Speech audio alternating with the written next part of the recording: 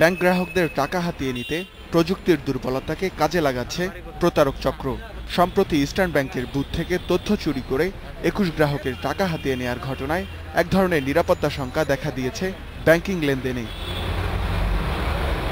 প্রযুক্তি বিশেষজ্ঞরা বলছেন, প্রতারকেরা গ্রাহকের বেশি এটিএম বুথে প্রবেশ করে প্রথমে গোপন ক্যামেরা ঢেকে দেয়। এরপর তারা বিশেষ প্রযুক্তি সম্পন্ন যন্ত্র ব্যবহার করে ওই বুথ ব্যবহারকারী গ্রাহকের তথ্য চুরি করে।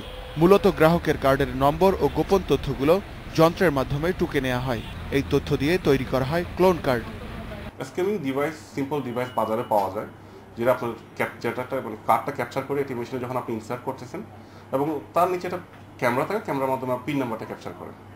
পরে সেই নিশিরাতে এসে আপনার ডিভাইসটা নিয়ে যায়, বাসায় গিয়ে ডেটা রিট্রিভ করে কার্ড তৈরি করে এবং আপনার পিন নাম্বার প্রোগ্রামিং করে। ইস্টার্ন ব্যাংকের ব্যবস্থাপনা পরিচালক জানিয়েছেন, বিশ্বজুড়েই এটিএম কার্ডের জালিয়াতি হয়ে থাকে। এটা পুরোপুরি বন্ধ করা সম্ভব না, তবে উন্নত বিশ্বের মানদণ্ড বজায় রেখে কার্ডের ব্যবস্থাপনা করা গেলে চুরি কমিয়ে আনা সম্ভব।